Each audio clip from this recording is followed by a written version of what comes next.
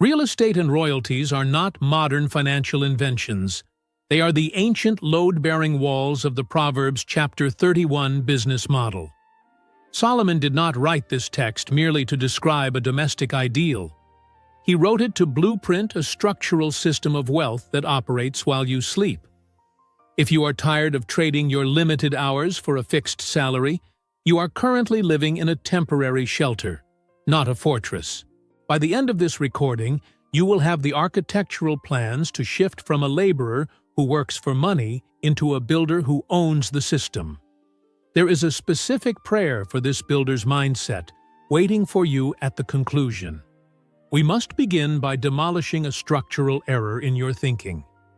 For generations, culture has painted the woman of Proverbs chapter 31 as solely a figure of domestic servitude. You picture her baking bread or sewing clothes in the quiet of a home. This is a foundational crack in your understanding. When you analyze the text with the eyes of an architect, you do not see a frantic housewife. You see a real estate tycoon and a logistics expert. She is not merely keeping a home, she is building an empire. The text says she is like the merchant's ships. She brings her food from afar. Note the scale. She is not walking to the local market. She is managing a supply chain. Most people today are trapped in a structure that cannot hold weight. You trade time for money. This is a linear structure. If you stop working, the structure collapses. If you get sick, the income stops.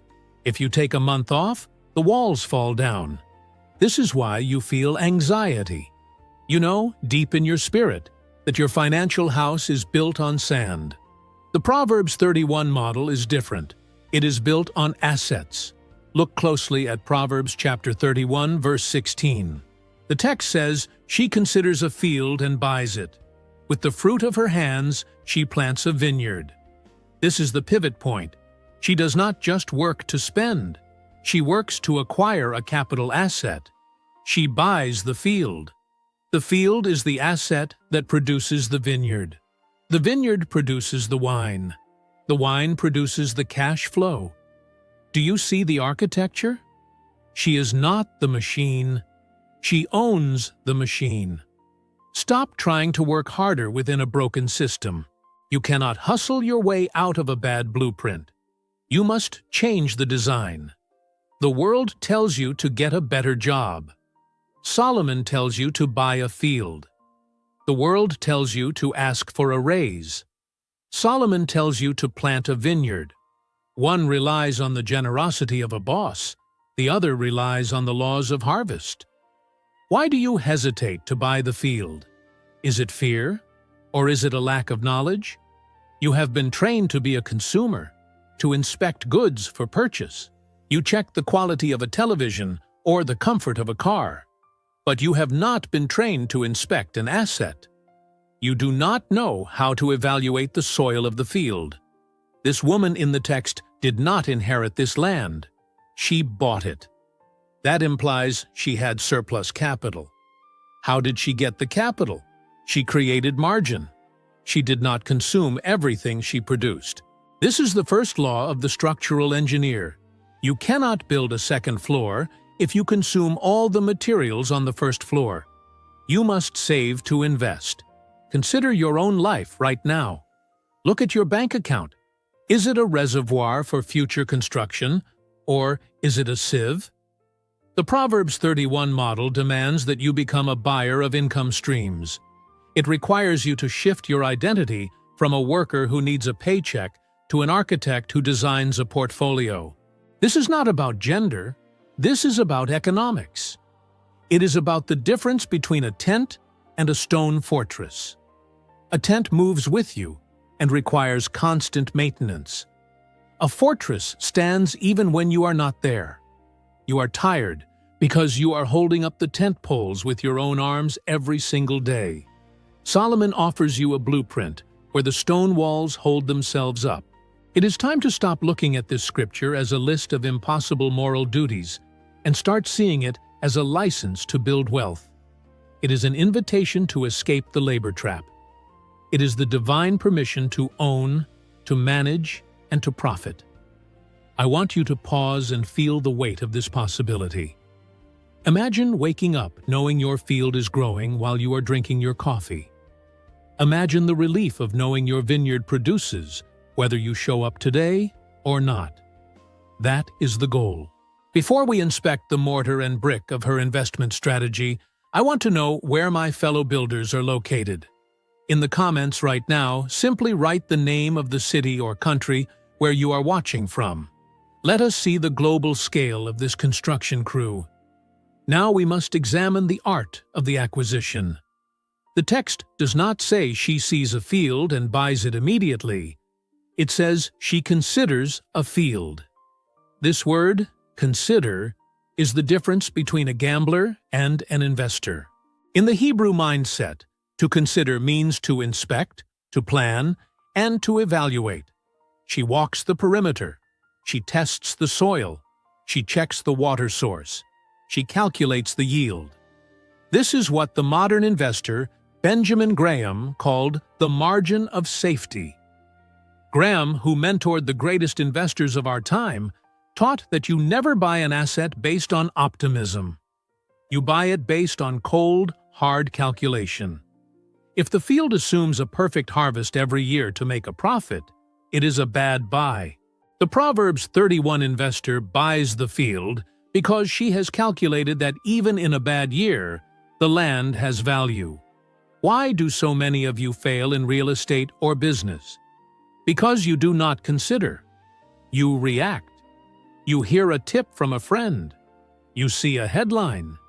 You feel the emotion of fear of missing out. You buy without the inspection. Solomon warns against this constantly.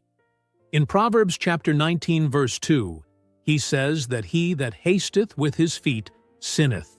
To rush is to miss the mark. To rush is to build a wall without a plumb line. It will look straight for a moment, but gravity will eventually pull it down. Real estate is the foundation mentioned here because land is the only asset that cannot be moved or destroyed. It is the literal ground beneath our feet. But notice, she does not just buy raw land and leave it. She plants a vineyard. She adds value. This is a critical engineering principle.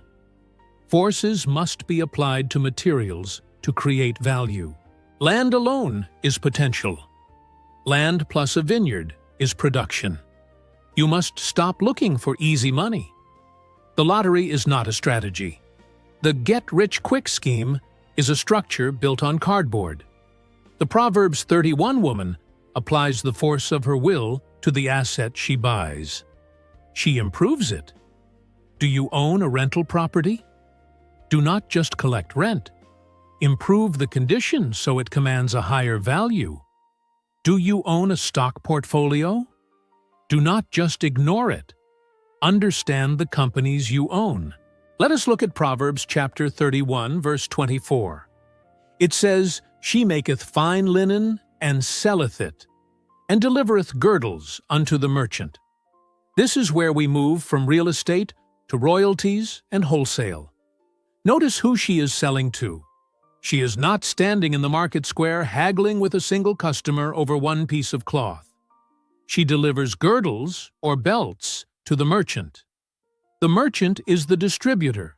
This is the shift from business to consumer, or B2C, to business, or B2B. She is a manufacturer. She creates a product in bulk and sells it to the one who will sell it to the masses. This is leverage. If you sell your time, you can only sell 24 hours a day. If you sell a product to a merchant, you can sell 1,000 units while you are eating dinner. Solomon was the wealthiest man in history because he understood this scale. He built store cities, not just a palace. He had a fleet of ships, not just a single boat. He understood that wealth is a function of systems, not just effort. The woman in this text is mirroring that wisdom. She is a micro-Solomon. Think about the girdle or the belt. It is a finished product. It required flax, spinning, weaving, and sewing. She controls the entire production line. She takes the raw material and turns it into a finished good. Most of you are selling raw material. You are selling your raw energy. You need to process your energy into a product that can be sold without you. If this structural wisdom is resonating with your spirit, verify your attendance in this class by pressing the like button now. It signals that you are ready for the heavier materials. We must deepen our understanding of the system. The goal of the architect is to build a structure that stands on its own. In modern terms, we call this the flywheel effect. It takes tremendous energy to get a heavy stone wheel moving, but once it spins, its own momentum carries it forward. The Proverbs 31 woman has built a flywheel. Notice the distinction between manufacturing and service. Service is noble, but it is limited. If you are a doctor, a lawyer, or a mechanic, you are paid for your service. But if you stop serving, the payment stops. Manufacturing is different. The linen belt exists apart from the woman who made it. It can be boxed, shipped, and sold in a city she has never visited. This is the principle of detachment. You must create value that can be detached from your physical presence. This is what we call intellectual property or royalties today. When she sells the girdles to the merchant, she is essentially setting up a royalty stream. The merchant does the work of selling. She gets paid for the creation. Sir John Templeton, a man of profound faith and financial wisdom, understood this. He sought value where others saw nothing. He did not follow the herd. He understood that the true investor looks for systems that are undervalued.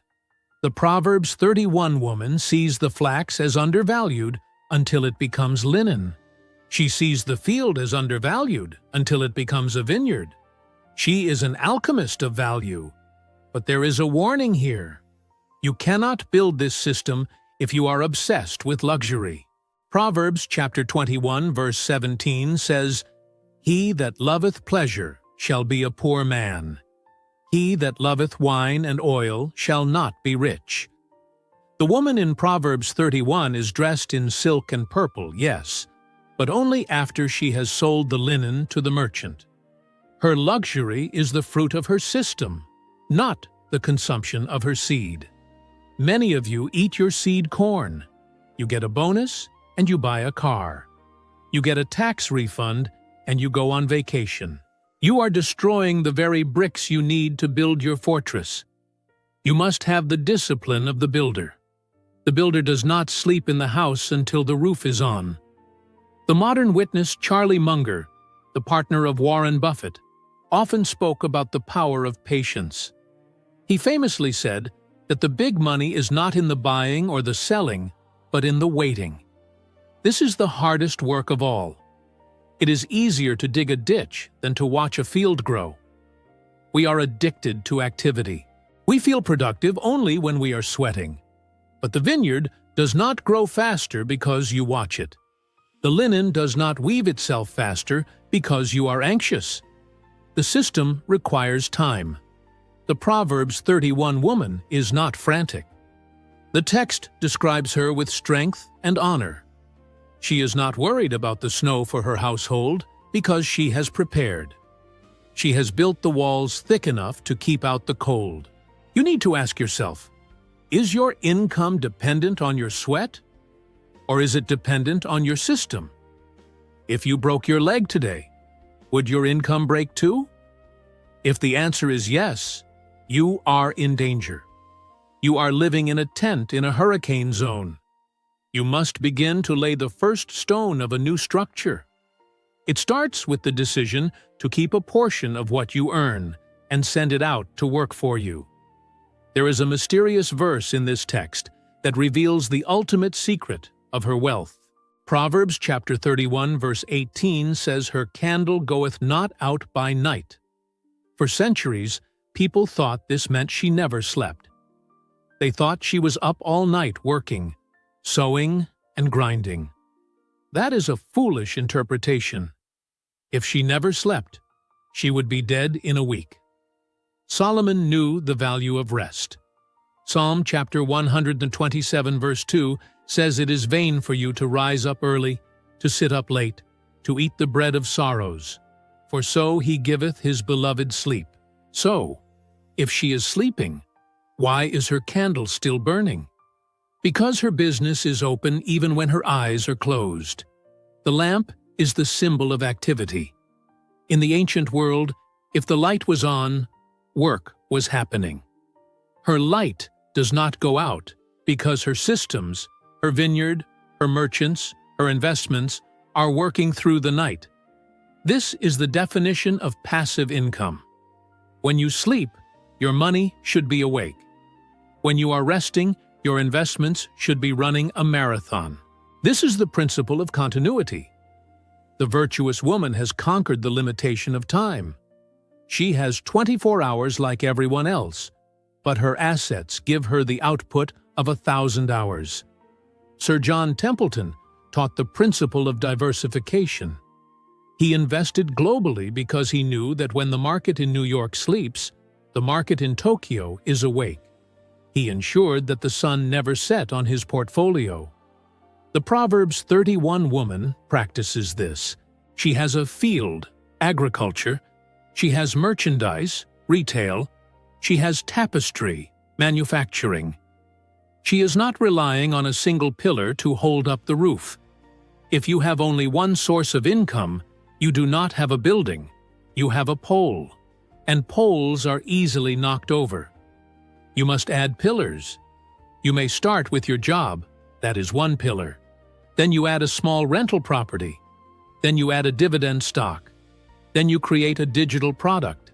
Slowly, you build a Parthenon. This brings us to the spiritual law of stewardship. We often mistake stewardship for saving. We think a good steward just hoards what God gives. But remember the parable of the talents in Matthew chapter 25. The servant who dug a hole and hid the money was called wicked and slothful. The master expected growth. He expected a return on investment. God is the ultimate investor. He has invested life, breath, and talent into you. He expects a return. Managing God's portfolio means you are aggressive about growth, not out of greed, but out of responsibility. The Proverbs 31 woman is praised not because she saved pennies, but because she expanded her territory. She brought honor to her husband and her household through her economic expansion. You are a manager of divine resources. When you waste capital on frivolous things, you are embezzling from the master. When you fail to invest, you are burying the talent. The candle must not go out. The system must run. This is your duty. It is not about becoming rich for the sake of pride. It is about becoming a reservoir that can water others. You cannot help the poor if you are one of them. You must build the storehouse so you can open the gates in the time of famine. We have walked through the construction site. We have seen the blueprints. We know that the Proverbs 31 model is not about domestic confinement, but about economic liberation. We know that she considers before she buys. We know she utilizes the margin of safety. We know she moves from labor to leverage, selling to the merchant rather than the end user. And we know that her lamp burns at night because her assets are tireless. Charlie Munger said, "Sit on your ass." It sounds crude, but it is profound. Once you have bought the right field and planted the right vineyard, the most spiritual thing you can do is wait. Patience is a form of faith. It is trusting that the laws of nature and the laws of economics, which God ordained, will do their work. You do not pull up the vine every day to check the roots. You trust the soil. You must build your own system. It does not have to be a vineyard. It might be an online business. It might be a portfolio of index funds. It might be intellectual property. But the principles are immutable. Own the asset. Scale the distribution. Let the system work while you rest. This is the legacy of the wise. They leave an inheritance to their children's children. Not just money, but a machine that produces money. A structure that shelters the next generation. If this architectural wisdom has given you a new blueprint for your life, I invite you to subscribe to this channel. We are building a city of wisdom here, stone by stone. Join the crew. Now, we must seal this blueprint with a prayer. I ask you to stop what you are doing. Close your eyes if you can, or align your thoughts with mine now. We are going to speak to the Master Architect. Father, we come to you today as builders standing on a foundation we did not create. We ask for the wisdom of Solomon to fill our minds. Remove the spirit of the hireling from us and give us the spirit of the owner. Give us the eyes to consider a field and the courage to buy it. Teach us to plant vineyards that will feed generations we will never see. Lord, break the chains of the time for money trap that bind your people. Grant us the discipline to delay pleasure so that we may build lasting fortresses of provision. Bless the work of our hands, but more importantly, bless the systems we build so that our candle may not go out by night. Make us good stewards of the capital you entrust to us. Let us not bury our talents in the ground of fear, but multiply them in the soil of faith. We ask for the patience to wait for the harvest. We ask for the